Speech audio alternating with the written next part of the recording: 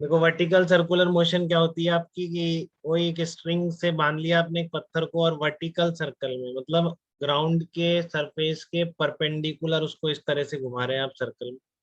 ये point fix है, ठीक है। और एल लेंथ की स्ट्रिंग है तो ये वर्टिकल सर्कुलर मोशन कहलाती है। बहुत क्वेश्चन आते हैं इसमें, बहुत कॉमन चीज है, ठीक है। तो आपको ये सब निकालना है कि इसी जन थीटा पर टेंशन लिखना आना चाहिए पहले, ठीक है। और दो पॉइंट के बीच इस वर्टिकल सर्कल में एनर्जी इक्वेशन लगानी आनी चाहिए आपको। तो मान लो घुमाते घुमाते यहाँ पर थीटा एंगल पर वेलोसिटी क्या हो गई, इसकी वी हो गई है, ठीक है।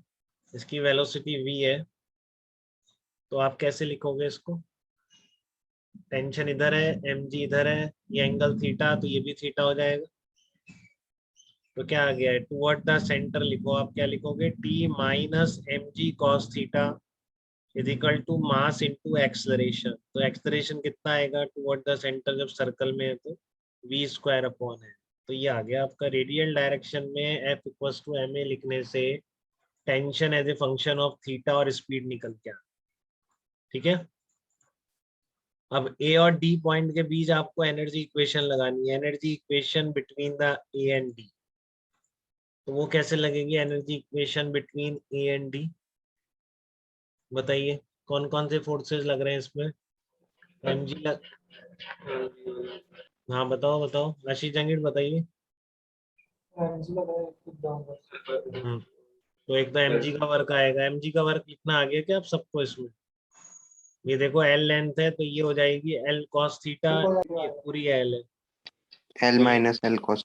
हाँ बिल्कुल L minus L cos theta height आ गई। चलो मैं अभी एच की टर्म में लिख रहा हूँ, मैंने नहीं लिखा है, ठीक है। तो यहाँ पर मान लो एच ऊपर हो गया है तो कितना वर्क आया, माइनस एम जी एच, और यहाँ से यहाँ तक चेंज इन काइनेटिक एनर्जी, ठीक है। तो यहाँ पर बॉटम पे एनर्जी या किसी भी बॉटम पे वेलोसिटी या किसी भी पॉइंट पर वेलोसिटी का रिलेशन आप इससे लिख सकते हैं एनर्जी इक्वेशन, ठीक है।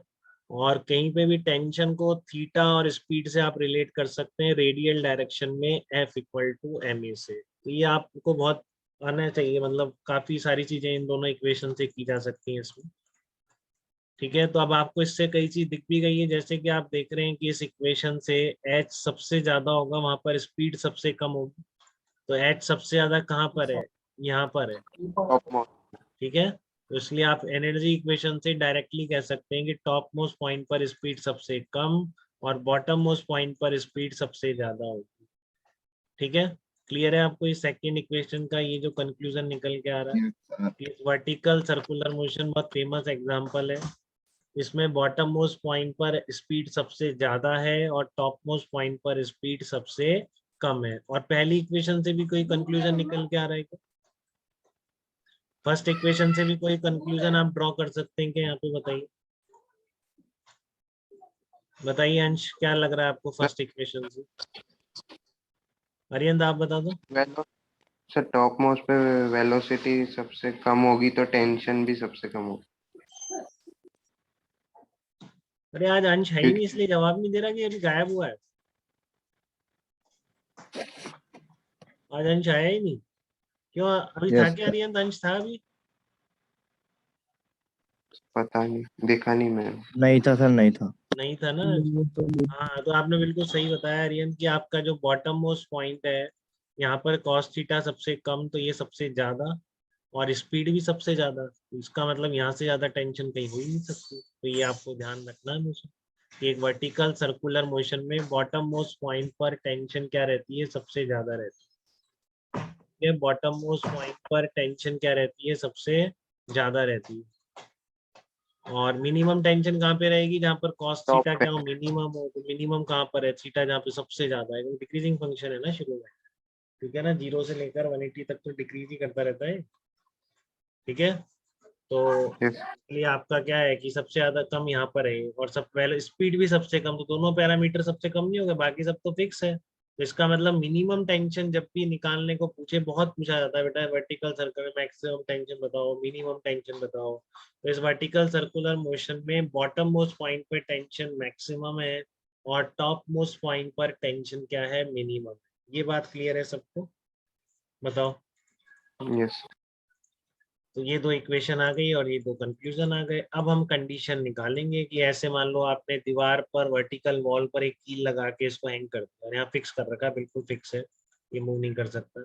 ठीक है, तो आपका यहाँ पर वर्टिकल सर्कल आपने इस तरीके से घुमा दिया, तो ऐसे ऐसे घूमता जा रहा है, ठीक है ना, इस तरीके से घूम रहा है। फ्रिक्शन विक्शन सब हटाने पड़ेंगे आपको, नहीं तो प्रैक्टिकली थोड़ी नहीं ऐसे घूमता रहेगा। फ्रिक्शन विक्शन यहाँ पर जो हैंगिंग पॉइंट है वहाँ पे भी नहीं है, एनर्जी कहीं डिसिपेट नहीं हो रही, तो ये जस्ट घूमता रहेगा इस तरीके से। बट आपको यहाँ पर एक मिनिमम स्पीड की रिक्वायरमेंट होगी जिससे कि अपना ये सर्कल कंप्लीट कर पाए, तो उसकी हम कंडीशंस निकालेंगे सारी। ठीक है, वो हम नेक्स्ट टर्न पे करेंगे। यहाँ तक कोई डाउट बेटा किसी को इन दोनों इक्वेशंस में? और इनसे जो इम्पोर्टेंट चीजें आपको पता पड़ गई इस सर्कल के बारे में, यहाँ maximum tension, maximum speed, minimum speed. ठीक है, सर चलिए। हाँ बताइए बेटा।